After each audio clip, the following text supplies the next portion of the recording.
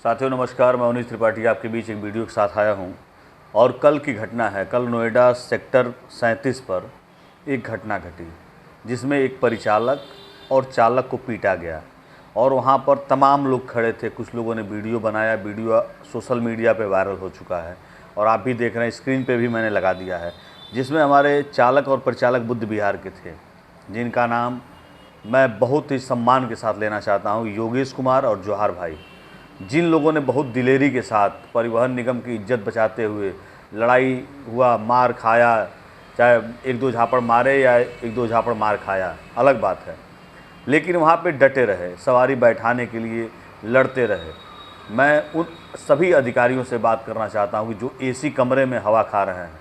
आपको नहीं पता है कि बाहर लू बह रही है और टेम्परेचर 42 डिग्री का तापमान है और चालक परिचालक पिटा रहे हैं, मार खा रहे हैं, झगड़ा कर रहे हैं, बवाल कर रहे हैं। किसके लिए? इनकम के लिए। और आप क्या कर रहे हैं? अपने 22 डिग्री टेम्परेचर एसी कमरे में बैठ के हवा खा रहे हैं। खाइए हवा। वो दिन दूर नहीं है जिस दिन परिवहन विभाग बिक जाएगा और निस्तो नाबूद हो जाएगा। यही डग्गा मार वाहन आपके बगल में, आपके सीने पे चढ़ के सवारी बैठाएंगे और आप बैठ के मुंह देखेंगे, उनकी आरती उतारेंगे। शब्द कड़वे हैं लेकिन सच हैं। आइए देखते हैं वीडियो को।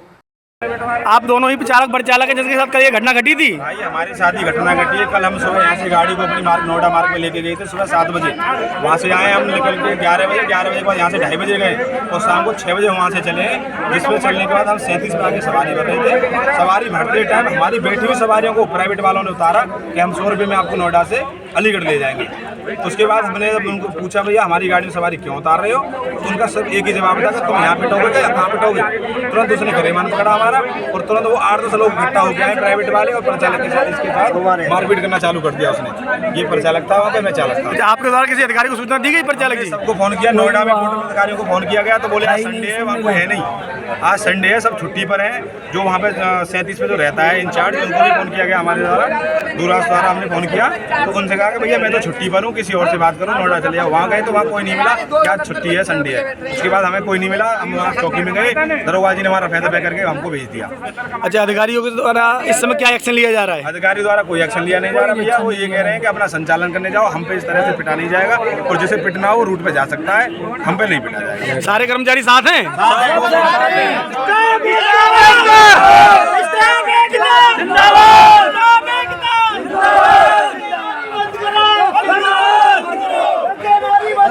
और उसके बाद मैं उन तमाम जितने हमारे बुद्ध विहार के साथी हैं, सबको मैं दिल से धन्यवाद कहूँगा कि आप लोगों ने आज एकजुटता दिखाई और वहाँ पर डटे रहे और अपनी बात अधिकारियों तक पहुँचाते रहे।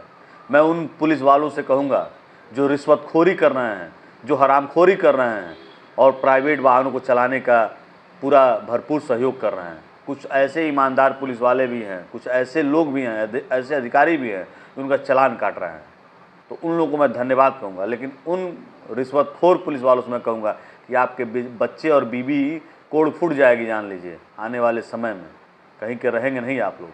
ये कड़वी सच्चाई है कि अगर परिवहन विभाग के समानांतर कोई डग्गामार वाहन चल रहा है तो कहीं न कहीं आरटीओ और पुलिस का बहुत बड़ा योगदान है, नहीं तो बिना उनके मिली भगत के तो एक पहिया तक हिल नहीं सकता है। यही मायावती का सरकार था, हम लोग भी ड्यूटी करते थे उस समय, और एक थाने के आगे से कोई प्राइवेट वाहन लेके जा नहीं पाता था, इतनी हिम्मत नहीं थी। और जिन गाड़ियों को उसने सीज कर दिया, जिन गाड़ियों को उसकी सरकार में सीज हुई, आज भी जाके देखिए कोतवाली थाने में पड़ी होंगी। लेकिन योगी जी की सरकार है, हम लोग तो बड़ा अच्छा और सम्मानजनक मानते थे कि बड़ा हिंदूवादी सरकार है, इसमें कहीं कोई दिक्कत नहीं होगा, किसी कर्मचारी के पेट पे लात नहीं पड़ेगी। और आज देखिए क्या है, हर चौराहे पर डग्गामार वाहन खड़े हैं और जो संविदा के कर्मचारी हैं, सरकारी कर्मचारी हैं, और लात खा रहे हैं, मार खा रहे हैं, अब कोई सुनने वाला नहीं है। अभी बीच में घटना घटी, एक पुलिस वाले ने क्या किया, केवल 17 रुपये का टिकट था। कंडक्टर साहब ने कहा भैया 17 रुपये किराया है मात्र। आप भी 20-25 हज़ार 50 हज़ार तनख्वाह तो पाते होंगे, जितना भी पाते होंगे, कुछ दाएँ बाएँ भी चोरी चमारी कर ही लेते हैं, तो क्या 17 रुपये तनख्वाह नहीं दे पाते हैं? इतनी गंदगी आ गई है शरीर में, हाँ, दिमाग में भूसा भरा हुआ है। संविदा का परिचालक है, काम कर रहा है, 17 रुपये की टिकट नहीं दे पा रहे हैं आप, उसके लिए उसको धमकाए और तुरंत पहुंच गए चालान काटने। चलिए ठीक है, अच्छी बात है, आपको सज़ा मिलेगी, ट्विटर पे भी पड़ गया है, हर जगह आपके अधिकारियों से भी सूचना पहुंच गई है। लेकिन मैं बुद्ध विहार के जितने भी साथी हैं सबको धन्यवाद कहूँगा कि आप लोगों द्वारा बहुत अच्छा कार्यक्रम चलाया गया। अगर 1 घंटा बंद रहा, 2 घंटा बंद रहा संचालन, हर डिपो पर ऐसी स्थिति है। हमारे पता नहीं कहाँ लोग सोए हुए हैं, जब मार खा रहे हैं, जब लात खा रहे हैं, तब उनको नींद खुल रही है कि चलो भाई हमको संविदा और कर्मचारियों को एकजुट करना पड़ेगा, धरना करना पड़ेगा। समय रहते अभी भी समय धरना कर लीजिए, नहीं तो यही हाल होगा। देख लीजिए कि कोई पुलिस वाला पीट रहा है, आम यात्री पीट रहा है और तमाम लोग पीट रहे हैं। साथ साथ 2-3 चीज़ें और हैं, उसमें मैं कहूँगा कि डग्गामारी जब तक नहीं बंद होगी तब तक ये बीमारी ख़त्म नहीं होने वाली है। ये कैंसर की तरह है पीड़ित। हर चौराहे पर जाइए, कहीं बस अड्डा है आपका, कहीं ऐसा स्टाफ है जहाँ पे आप सवारी बैठा सकते हैं, उतार सकते हैं, और वहाँ ऑलरेडी एक बस न खड़ी हो प्राइवेट वाली, आपकी गाड़ी चल रही है, आपको औसत चाहिए। हमारे फोरमैन साहब कहते हैं भाई 6 का औसत चाहिए, 7 का औसत चाहिए, 10 का औसत चाहिए। अरे हम घर बेच के लाएंगे कि द्वार बेच के लाएंगे कि खेत खलिहान बेच के लाएंगे अपना? हाँ, जो कंपनी का रूल है उतना ही ना देंगे। हमारे तमाम चालकों पर दबाव है कि आप स्पीड बढ़ा कर नहीं ले जा सकते। अगर कोई प्राइवेट वाहन जा रहा, सोचिए अगर ओवरटेक करके उससे आगे सवारी उठा ले तो नहीं उठा सकते हैं, क्योंकि याद आ जाएगा अरे भाई फोरमैन साहब कहले बढ़ो। कहीं अगर एवरेज बढ़ गई तो तुरंते 5 लीटर का डीजल का औसत के हिसाब से चालान कट जाए। रास्ते में झेलना है, डिपो पे आने के बाद झेलना है, तनख्वाह मिलने से पहले पता चला कि आपके तनख्वाह में से इतना डीजल कटौती कर दिया गया। लोड फैक्टर नहीं आया, तनख्वाह आने से पहले पता चलेगा आपका 2300 कट गया। अरे जब इतना ही काटना है तो अगर दम है, हिम्मत है, तो प्राइवेट वाहनों के खिलाफ कार्रवाई करा के दिखाइए ना। 2 दिन अभियान चलाने से होगा? हाँ, क्या 2 दिन अभियान चलाने से पेट भर जाएगा? 2 दिन जाइए ना, किसानी करके देखिए, खेती करके देखिए, 2 दिन ड्यूटी कर लीजिए, पूरे महीने का तनख्वाह मिल जाएगा। हमसे भी 2 दिन का ड्यूटी लीजिए, पूरे महीने का तनख्वाह दीजिए, चलिए। है संभव? नहीं। लेकिन आरटीओ साहब और हमारे अधिकारी साहब लोग क्या करें, 2 दिन का अभियान चल रहा है, बहुत अच्छा है। 2 दिन वो शांत रहेंगे, उनको भी पता है, उनको भी सूचना मिल जा रही है, हमसे पहले उनको सूचना मिलेगी। 2 दिन का अभियान बा हो, गड़िया साइड में खड़ा करके और तुम ध्यान दिया। तो ये तमाम चीज़ें हो रहा है। प्रदेश के मुखिया हमारे दयाशंकर सिंह, जो हमारे मंत्री जी हैं, वो भी आंख बंद करके बैठे। वो तो कहते हैं डग्गा मार वाहन है ये नहीं, सब परमिट लिए हैं तो उनको टैक्स मिल रहा है। जो 5 लोग मर गए 1 हफ्ता पहले लखनऊ में, उनकी जिम्मेदारी कौन लेगा? क्या मंत्री जी लेंगे? क्या 1 करोड़ रुपया उसके परिवार को देंगे? नहीं देंगे। कहाँ दे पाएंगे? क्योंकि वो मामला कहीं और का है, जनता कहीं और की है। कहानी ख़त्म। 2 दिन मीडिया पे चला खूब धड़ल्ले से, उसके बाद सेवा समाप्त। अभी 2 सिपाही एक कैदी को लेकर जा रहे थे और सीट न मिलने को लेकर बवाल कर दिए, कंडक्टर को पीटा। हाँ, और जो वहाँ पर मौजूद लोग थे, जो लोग मोबाइल से वीडियो बना रहे थे, उनको उनका मोबाइल छीन लिया। गजब की तानाशाही है भाई। ठीक है, अच्छी बात है, आपकी सरकार बहुत अच्छी चल रही, भगवान करे आपकी सरकार ऐसे ही निरंतर चलती रहे। देवरिया डिपो में एक बस अड्डा नहीं बनवा पाए 7 साल में आप। गोरखपुर जो आपका मुख्यमंत्री जी का शहर है, जहाँ पे पूरे प्रदेश की गाड़ियाँ आती हैं, वहाँ पर एक समुचित बढ़िया शानदार बस अड्डा नहीं बन पाया। और अभी देखिएगा 1 महीने बाद मैं बता रहा हूँ, इतना पानी लगेगा, कंधे कंधे भर का पानी लगेगा, और पूरा गाड़ियों को बर्बाद करने में और उसको तोड़ने फोड़ने में सब पूरा सहयोग वहीं होगा। हर साल का सैकड़ों टालियाँ ईटा गिरता है उसमें, लेकिन उसका बजट पास हो जाता है। अभी पंपू सेट लगेगा, मैं दिखाऊंगा वीडियो आपको, पंपू सेट लगेगा, पानी निकलेगा, और ज़्यादा दिन नहीं है, मुश्किल से 1 महीने के बाद मैं सारा चीज़ दिखाऊंगा आपको, आप ही लोग देखेंगे। लेकिन उसके बाद भी कुछ कहना नहीं है। एक कायदे का बस अड्डा नहीं है जहाँ पे यात्री आएँ, समुचित व्यवस्था मिल जाए। देवरिया हो या गोरखपुर हो, वहाँ पर भी वही हाल है। डग्गामारी चरम सीमा पर है, इसको नहीं हटाएंगे तो काम नहीं चलेगा। चालक परिचालकों से मैं यही कहूँगा कि आप लोग बहुत अच्छा काम कर रहे हैं और अपनी तन मन धन से आप परिवहन विभाग को बचाने के चक्कर में लगे हुए हैं, लेकिन उसके बाद भी आपको पूरा सहयोग नहीं मिल रहा है। इसके लिए मैं खुद दुखी हूँ और मैं चाहता हूँ कि सारे लोग मिलकर कम से कम अपने आपस में चर्चा पर चर्चा करें।